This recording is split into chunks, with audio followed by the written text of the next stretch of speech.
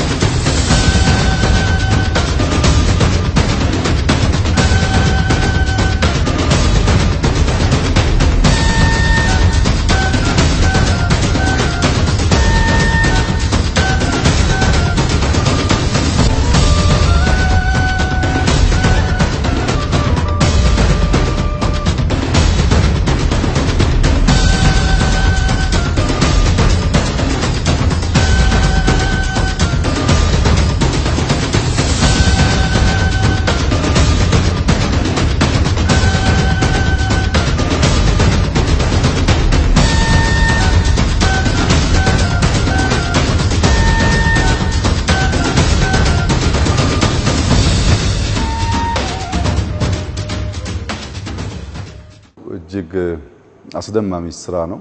የተቋም ግንባታ ራዕይና ዲሲፕሊን ቪዥንና ዲሲፕሊን ሲገናኙ ምን አይነት ነገር መፍጠር እንደሚችል ጥሩ ማሳያ ይመስለኛል የኢትዮጵያ አርቲፊሻል ኢንተለጀንስ። በመጀመሪያ ከቦታው እንነሳ። ይህ ቦታ ለብዙ ዓመታት የኢቲቪ ሄድኳርተር የነበረ ቦታ ነው።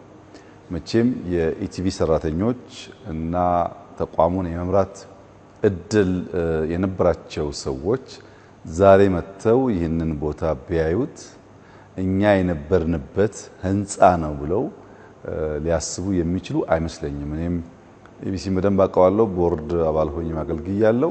ይህን አይነት ቁመና መልክ አልነበረው። ምን ማለት ነው? በደንብ ግልጥ አድርገው የማየት የመስራት ከባቢን የመቀየር ተቋም የመገንባት ልምዳችን አናሳ ነበር ማለት ነው።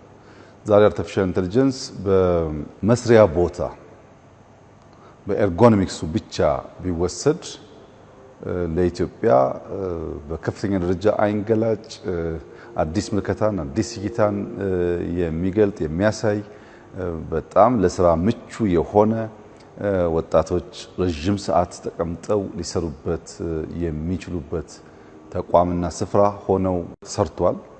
ይሄ በጣም ኢምፕሬሲቭ ነው በራሱ።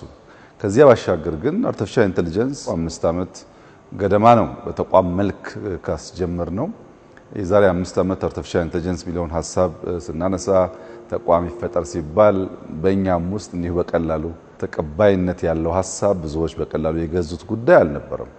ግን አርቲፊሻል ኢንተለጀንስ የሰው ልጅ የሚያስብበትን መንገድ ኢማጂን የሚያደርግበትን መንገድ ፖሲቢሊቲን የሚያይበትን መንገድ እየቀረጸ መጥቷል። ብንፈልግም ባንፈልግም በዚህ ሬስ ውስጥ ራሳችንን ማስገባት ካልቻል ደረጃው የትም ቦታ ይሁን እንደ ሀገር እንደ ከዚህ ቀደሙ ትላልቅ ሬቮሉሽኖች ወደ ኋላ እንቀራለን። የግብርና ሪቮሉሽን 1 2 3 እያለ መጥቷል። እኛ እዛ ውስጥ አልነበርንም። ቴክኖሎጂካል ሪቮሉሽንስ ነበሩ፣ ኢንዱስትሪያል ሪቮሉሽን ነበረ። በእነዚያ ሁሉ ውስጥ ኢትዮጵያ በሬና ሰውን ማላቀቅ ሳትችል የኖረችበት ዋናው ምክንያት አዲስ እውቀት፣ አዲስ ልምምድ፣ አዲስ ፈጠራ ሲፈጠር ያንን ነገር ለማወቅ እና ለመከተል የነበረው ጉጉት፣ ዝግጁነት እና እሳቤ አናሳ ስለነበረ ጥሩ ተከታይ ለመሆንም አልቻለም። ለመተካከል ሳይሆን ጥሩ ተከታይ ለመሆንም በእጅጉ የቀረን ነበር። አሁን ተቀይሯል ሁኔታው። ለምሳሌ በከተማችን ውስጥ ኢቪ ካርስ ይስፋፉ እና ኢቪ ቻርጀር በየቦታው ይሁን ሲባል ብዙ ሰዎች በዋዛ ፈዛዛ አቅለው ሊያዩት ይችላሉ። ግን ብዙ የአውሮፓ ሀገር ሰዎች በየቦታው የኢቪ ቻርጀር ሲያዩ አፍሪካ ውስጥ እንደዚህ ያለ ነገር ይቻላል እንዴ ብለው ይጠይቃሉ።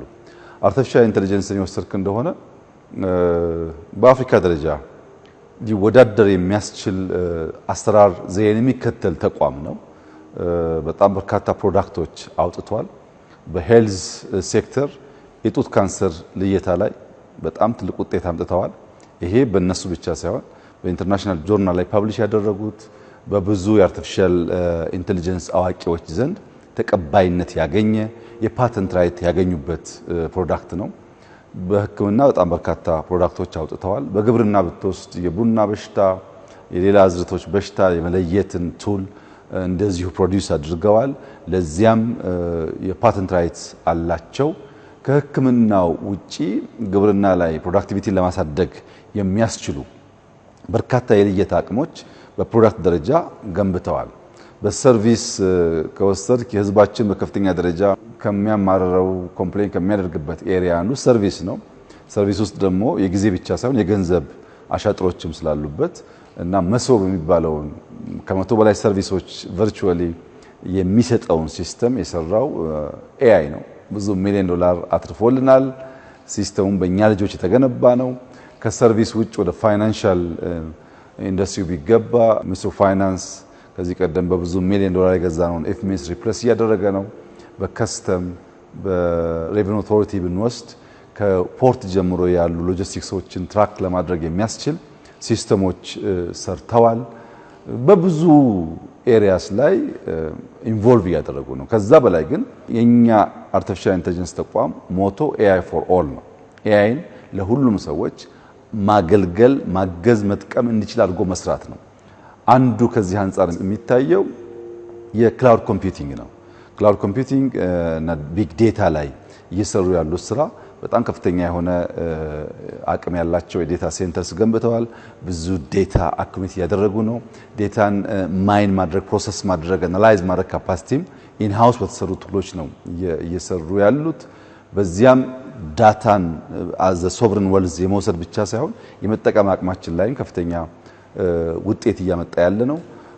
ለምሳሌ ከዳታ አጠቃቀም ጋር ተያይዞ የኢትዮጵያ ቋንቋዎች አማርኛ፣ ኦሮምኛ፣ ሶማሊኛ፣ ትግረኛ፣ አፋርኛ ቋንቋዎች እርስ በርስ አፋርኛ ተናጋሪ ከሶማሊኛ ተናጋሪ ጋር ኤአይን ብቻ ተጠቅሞ ሶስተኛ ሰው ሳያስገባ መግባባት የሚችልበትን መንገድ በጽሁፍ የገባን ቴክስት ወደ ኦዲዮ የመቀየር በኦዲዮ የተሰማውን ወደ ቴክስት የመቀየር የመሳሰሉት አይነት ሰርቪስ ለመስጠት በሺህ ሰዓቶች የሚቆጠሩ ኦዲዮ ዴታ ሴቭ አድርገው እየሰሩ ይገኛሉ።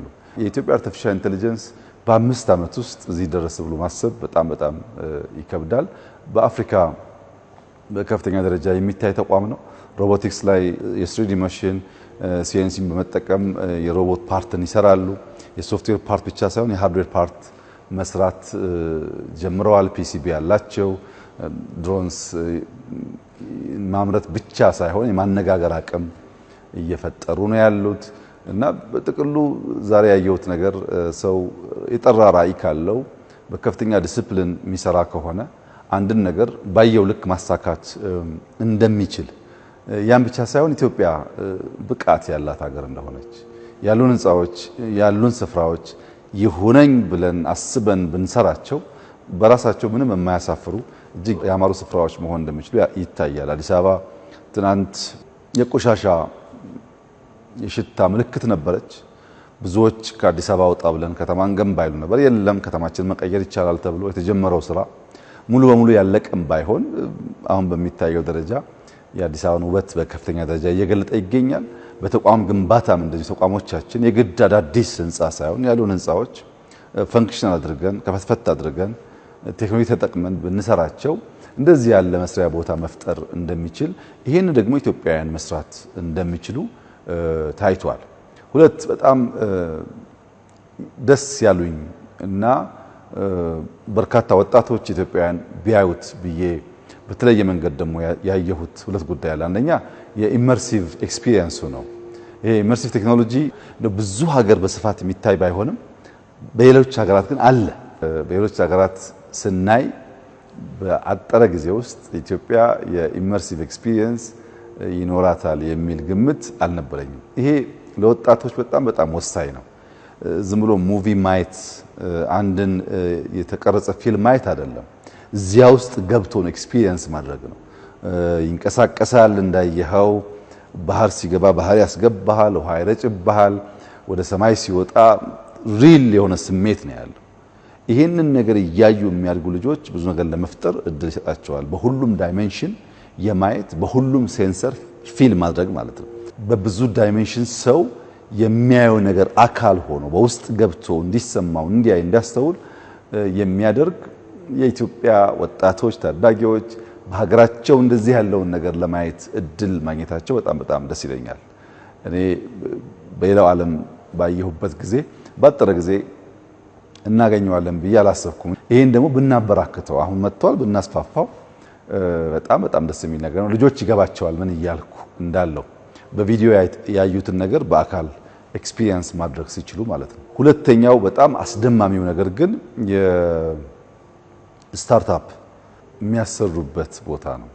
እዚህ ጋር የደነቀኝ ነገር በቅርቡ ወደ ፈረንሳይ ሀገር ጉብኝት ሄደን ነበር። በዚያ ጉብኝት ወቅት አንዱ የምናየው አርቲፊሻል ኢንተለጀንስ ጋር የሚያያዝ ጉዳይ ስለሆነ የአርቲፊሻል ኢንተለጀንስ ዋና ስራ አስፈጻሚ ዶክተር ወርቁ ከኛ ጋር ነበሩ እና አንዱ ያየነው በፕራይቬት ተቋም የሚሰራ የስታርታፕ ሴንተር ነው። ሰዎች አይዲያቸውን ብቻ ይዘው ወደዛ ሴንተር መጥተው አይዲያቸውን ካወዳደሩ በኋላ እዛ ቦታ ላይ ልክ እንደ ሰራተኛ ቢሮ አላቸው፣ መሰብሰቢያ አዳራሽ አላቸው፣ ኢንተርኔት አላቸው፣ ኮምፒውተር አላቸው። 2 ወር 3 ወር የተሻለ ልምድና እውቀት ባላቸው ሰዎች እየታገዙ ያንን ያልጠራ አይዲያ ወይም በደንብ ያልተቀረጸ ሐሳብ ወደ ተሟላ ፕሮጀክት ከቀየሩት በኋላ ያ ፕሮጀክት ደግሞ በደንብ እንዲወለድ ከፕራይቬት ሴክተር ጋር እዛው እያሉ ያገናኟቸዋል። አንድ ሰው ሐሳብ ብቻ ይዞ መጥቶ ተሰንዶ ፕሮቶታይፕ ሰርቶ ተሞክሮ ከውጭ ኢንዱስትሪ ጋር ተገናኝቶ ይወጣል፣ ግራጁዌት ያደርጋል። ኢትዮጵያ ውስጥ መንግስት ይሁነኝ ብሎ ፎቅ ሰርቶ ኮምፒውተር ቦታ ሟልቶ ሐሳብ ያላችሁ ወጣቶች፣ የቢሮ ክራይ ቸገራችሁ፣ ኢንተርኔት የማታገኙ አጋዥ ደጋፊ ያጣችሁ ወጣቶች ለ3 ወር ለ4 ወር ኑና እኔ ቢሮ አበጅላችኋለሁ፣ ኢንተርኔት በነጻ ታገኛላችሁ፣ ደግፌ ሐሳባችሁን ከፕራይቬት ሴክተር ጋር አገናኝቼ እንዲወለድ አደርጋለሁ የሚል በጣም ጀነረስ የሆነ በጣም ካይንድ የሆነ እሳቤ ኢትዮጵያ ውስጥ ማየት ቀላል ነገር አይደለም። ወጣቶች እንዲህ ያለውን ሐሳባቸውን ይዘው መጥተው ታግዘው ከኢንዱስትሪ ጋር አገናኝተን ሐሳቦቻቸው ሳይሞቱ ሳይጨነግፉ ተወልደው ወደ ቢዝነስ እንዲያድጉ የሚያስችል ኢንቫይሮንመንት በኤአይ መፈጠሩ በጣም ኢምፕሬሲቭ ነው። ከ200 ሰው በላይ አይታችኋል፣ ወጣቶች ሰብስበዋል። እነዚህ ልጆች ከዚህ ከ200 ውስጥ 50 ሰው ተሳክቶለት ፕሮጀክቱ ቢወጣ ከ50 ሰው 10 ሰው የራሱ ኩባንያ ቢፈጥር ከሆነ ዓመት በኋላ ወደ ዩኒኮርን ቢያድርግ ቢሊየነርስ እንፈጥራለን ማለት ነው። መንግስት ይሁነኝ ብሎ አስቦ ትውልድ ላይ መስራት እንዳለበት የሚያመላክት የሚጨበጥ ነገር ነው። በመንግስትና በግለሰቦች በመንግስትና ሐሳብ ባላቸው ሰዎች በሚፈጥሩ ሰዎች መካከል ያለው ግንኙነት በትምህርት ቤት ውስጥ ማለፍ ብቻ መሆን የለበትም። ትምህርት ቤት የራሱ የሚሰጠው ቤዚክ እውቀት አለ። ከዚያ ባሻገር ግን የተለየ ታለንት ያላቸው ሰዎች እየታገዙ ሐሳቦቻቸው እንዲወለዱ ማድረግ ከቻል ኢትዮጵያ ውስጥ በጣም በርካታ ሐሳቦች፣ በጣም በርካታ ስራዎች፣ ኩባንያዎች ይፈጠራሉ ማለት ነው። እንግዲህ አንድ መታረም ያለበት እሳቤ አለ። አፍሪካ ውስጥ ወይም ኢትዮጵያ ውስጥ አንድ ነገር ጀምሮ መጨረስ አይቻልም። ከፍ ያለውን ጉዳይ እኛ መግባት አይገባንም። ትላልቁን ነገር ሌሎቹ መተው አለብን የሚባል ፕሪኮንሲቭድ ኖሽን አለ። ዳ ፕሪኮንሲቭድ ኖሽን አትችሉም፣ አትሞክሩት፣ ለእናንተ አይገባችሁም የሚል በታችነት የመነጨው ሐሳብ ትክክለኛ አይደለም። የኢትዮጵያ ሕዝብ አብዛኛው ወጣት ነው። እንደሚችል ከነገር ነው አስቻይ ሁኔታ ከፈጠርን አስቻይ ፖሊሲ ከነደፍን የሚሞክርበትን አውድ ከፈጠርንለት 1000 ሞክረን 10 ሊሳካለት ይችላል። 10 ከተሳካለት በጣም ብዙ ነው። ያ 10 በሺህ ሊቆጠር መቅጠር ስለሚችልና እንደዚህ ያለው በጣም ከልብ ቅንነት ከሀገራዊ ህልምና ራዕይ ጋር ተሰናስለው የሚታዩ ጉዳዮችን በዚህ ተቋም ማየታችን ለትውልድ በጣም ተስፋ ሰጪ ነው።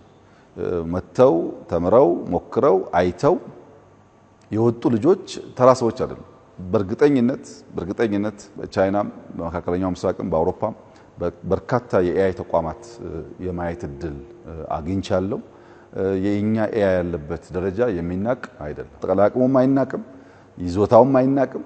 ያከማቻቸው ቁሶች፣ ሀብቶች፣ ዕውቀቶች፣ ሶፍትዌሮች እና የዴታ ማከማቻ ቋቶች በሙሉ የሚናቁ አይደሉም። ይህንን በደንብ ጠብቀን ሳይበላሽ እንዲያደርግ ማድረግ ከቻል ለኢትዮጵያ በከፍተኛ ደረጃ ፋይዳ ያለው ትውልድ ነገ የሚኮራበት ስራ እንደሚሆን ተስፋ አደርጋለሁ። ያው እንደምታውቁት በካፒታል ማርኬት በኢትዮጵያ ሶቨሪን ዌልዝ የማመርናቸው ቴክኖሎጂ ቀመስ ኢትዮጵያን ከሌላው ዓለም የሚያስተካክሉ ተቋማት አሉ።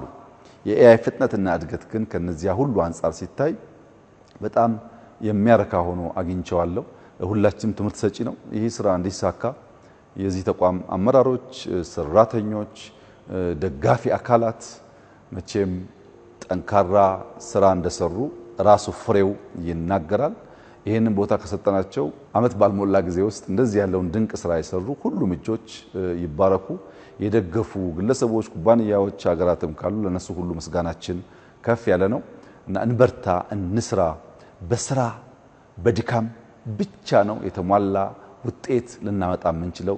ራያችን ይሳካ ዘንድ የጠራ ሐሳቤ ቪዥን የምናሳካበት ዲሲፕሊን ያስፈልጋል። ያንን ካደረግን እንደዚህ ያለውን ተቋም ማበራከትና ለኢትዮጵያውያን ለአይናቸውም እርካታ ሰጪ ስፍራዎች ለአእምሯቸውም ብዙ ነገር የሚማሩበት ነገር መፍጠር ይቻላል። ዛሬ በነበረን ቆይታ ብዙ ነገር ተመረናል። እንግዲህ ተጨማሪ እውቀቶች ለማግኘት እድል እንደምናገኝ ተስፋ አደርጋለሁ። እጅግ በጣም ደስ ብሎኛል።